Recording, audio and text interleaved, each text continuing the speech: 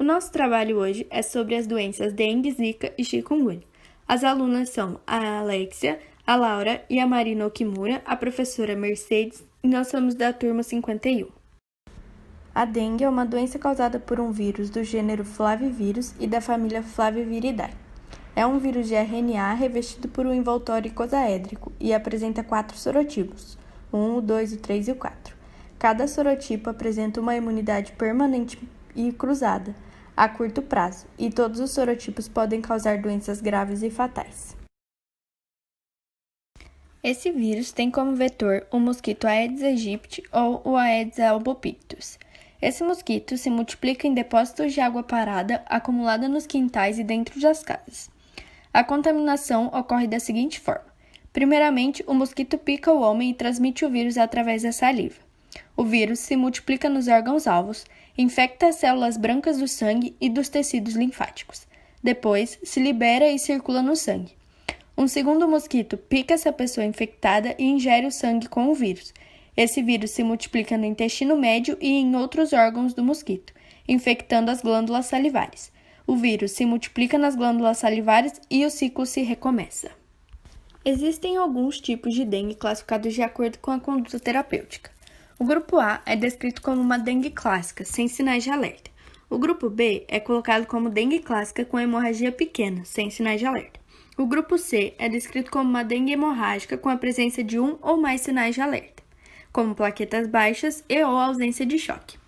O grupo D é colocado como síndrome do choque da dengue, com a presença de vários sinais de alerta. A dengue clássica tem sintomas clássicos, como febre alta, sem tempo certo, dores de cabeça, dores atrás dos olhos, perda do paladar, manchas na pele, dores nas articulações e entre outras. Uma forma mais agressiva da doença é a febre hemorrágica da dengue, e ela possui alguns fatores de risco, como a cepa do vírus, o anticorpo antidengue presente, genética, idade, maior risco a infecções secundárias e maior risco em locais com 2 ou mais sorotipos endêmicos. A sequência para a agressividade das cepas é: a dengue 2 é mais agressiva que a 3 mais agressiva que a 4 e a 4 mais agressiva que a 1.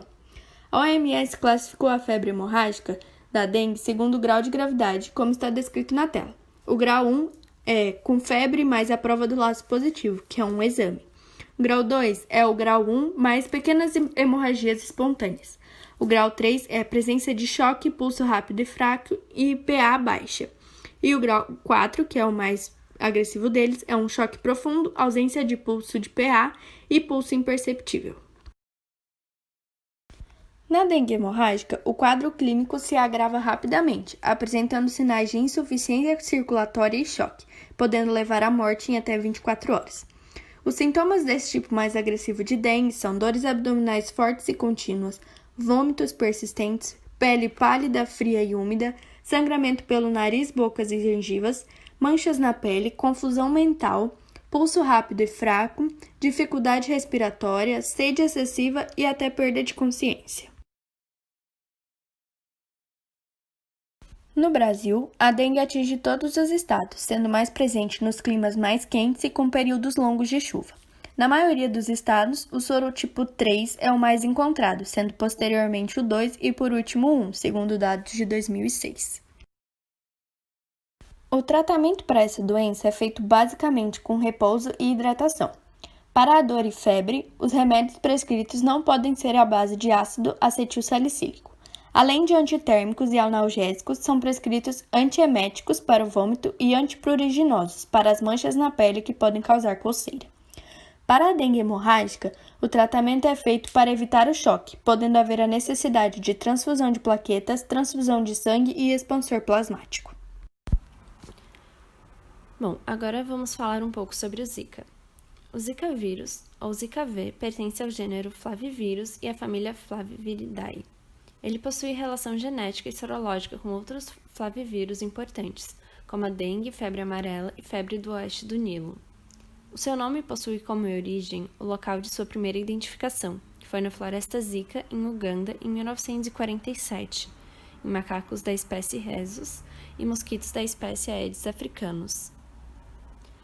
O Zika vírus é um vírus de RNA que tem o ácido ribonucleico como seu material genético. Assim, Seu genoma consiste em uma molécula de RNA de cadeia simples e de sentido positivo. Ele não consegue se replicar sozinho, mas pode infectar e se reproduzir dentro de células de diversas espécies, incluindo de humanos, macacos e mosquitos.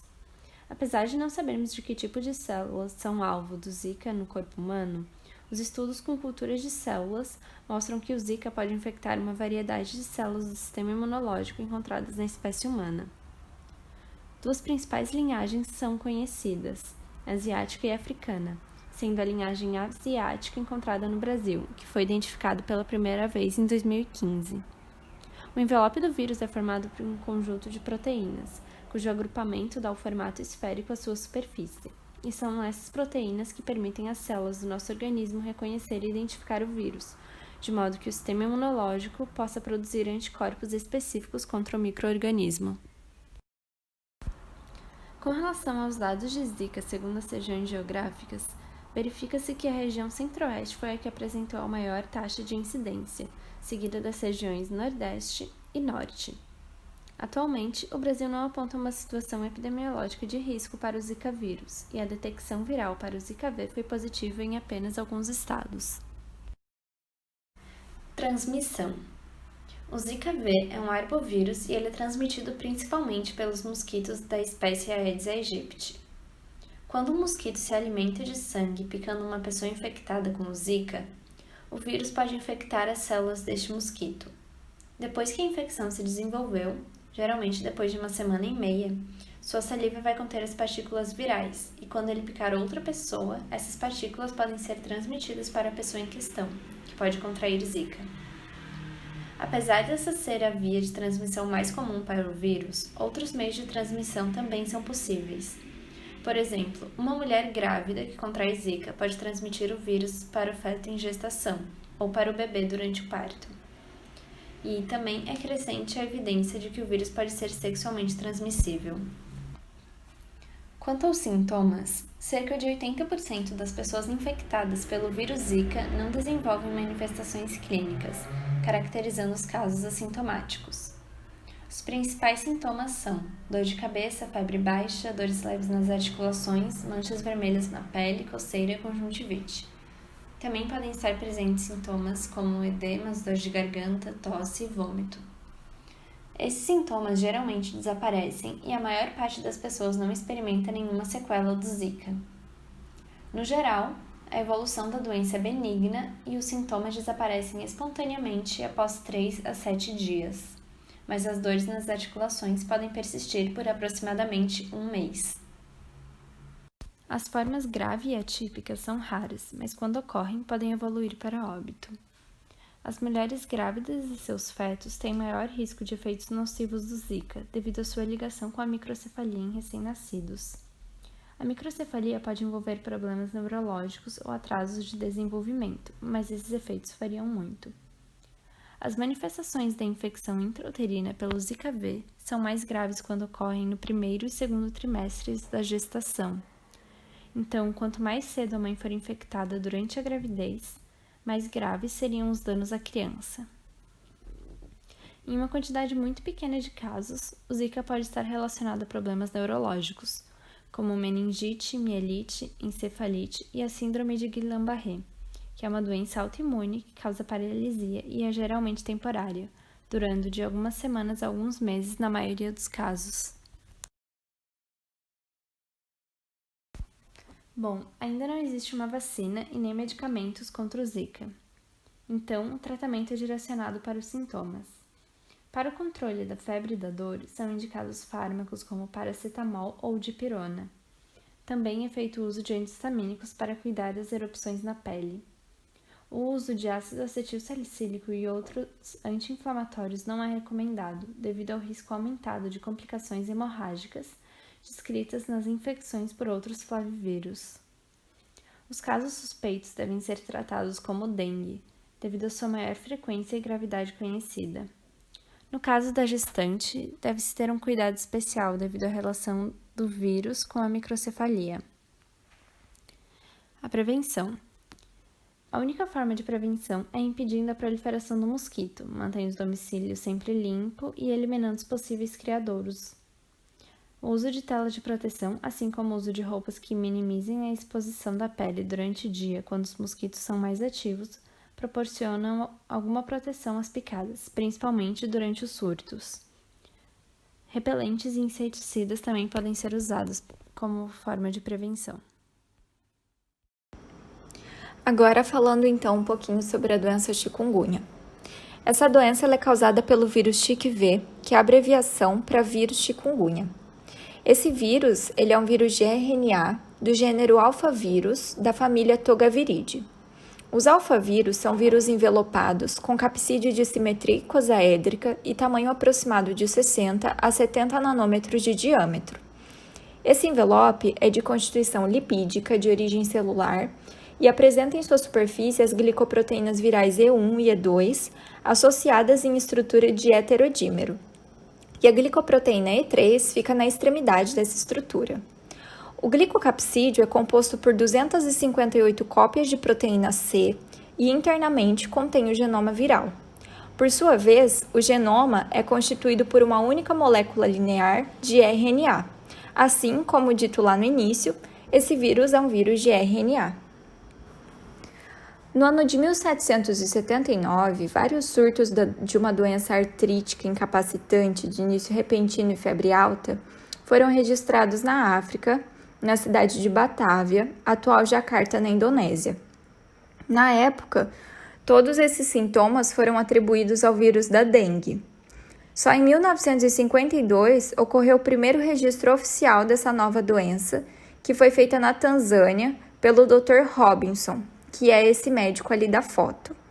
A etimologia da palavra chikungunya vem da língua Makonde, um dos idiomas oficiais da Tanzânia, e significa tornar-se dobrado ou contorcido, em referência à aparência curvada dos pacientes, motivada pela intensa dor causada nas articulações e nas musculaturas.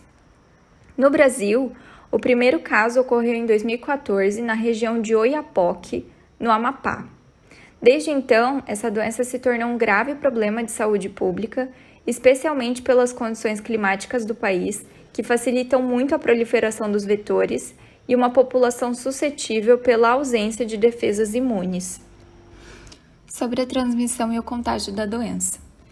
Essa doença, chikungunya, ela é uma doença transmitida pelos mosquitos Aedes aegypti, que está relacionada às áreas urbanas, e Aedes albopictus, que está relacionada às áreas rurais e periurbanas.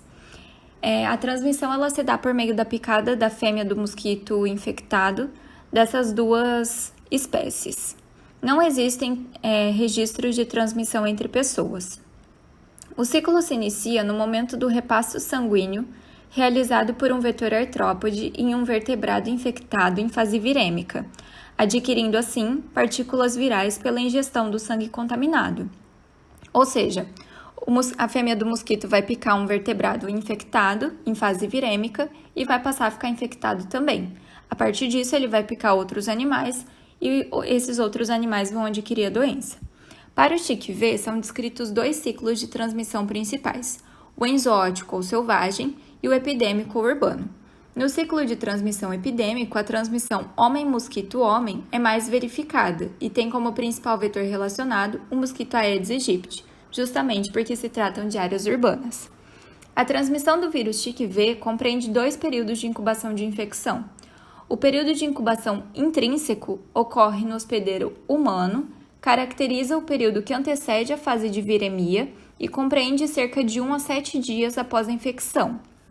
Já o período de incubação extrínseco tem início no momento em que o vetor adquire partículas virais durante o repasto sanguíneo em um hospedeiro infectado em fase de viremia.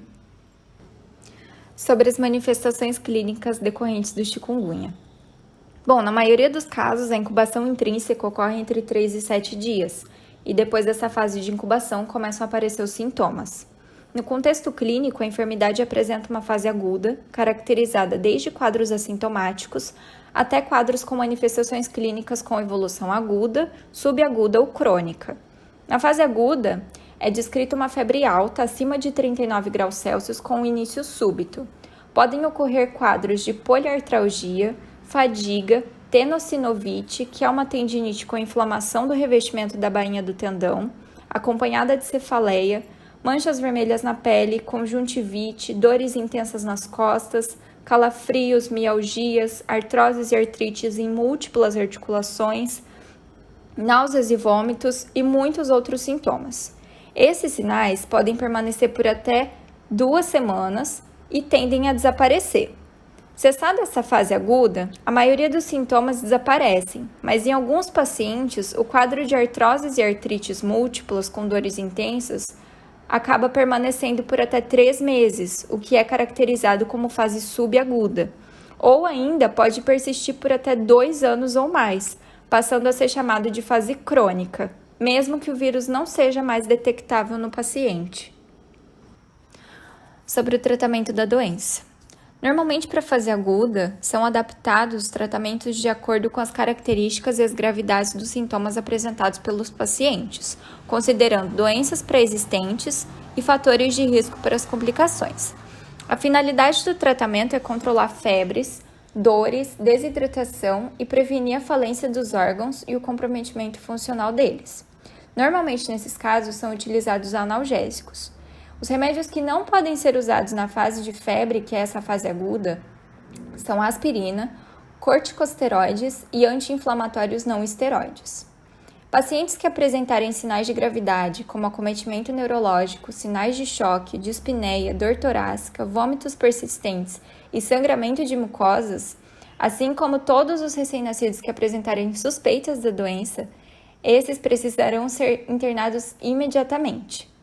Em relação à fase aguda ou crônica, normalmente o paciente apresenta muitas dores nas articulações e por isso podem ser usados anti-inflamatórios não esteroides orais por um período máximo de 7 dias para controle das dores. Sobre a atuação da doença no Brasil. A análise da taxa de incidência de casos prováveis, ou seja, o número de casos por 100 mil habitantes, mostra que a região Nordeste foi a mais atingida, apresentando um percentual de 56 casos para cada 100 mil habitantes. O estado de Sergipe e Bahia, seguidos por Pernambuco e Rio Grande do Norte, apresentaram as maiores taxas, mostrando assim que as maiores concentrações estão nas regiões Norte e Nordeste do país. Segundo o infectologista Rivaldo Venâncio da Cunha, o coordenador da Fiocruz do Mato Grosso do Sul, o aumento do número de casos de chikungunya no Brasil pode ser explicado pelo mesmo raciocínio da explosão de casos de Zika. Abre aspas. Por um lado, temos uma população majoritariamente virgem em termos imunológicos em relação ao vírus chikungunya, e pelo outro, temos índices elevados de infestação dos mosquitos transmissores do vírus, o nosso conhecido Aedes aegypti. Fecha aspas. Como nós podemos observar no mapa, as maiores incidências de acometimentos pelo vírus se dão justamente nas regiões que apresentam períodos quentes e chuvosos ao longo do ano.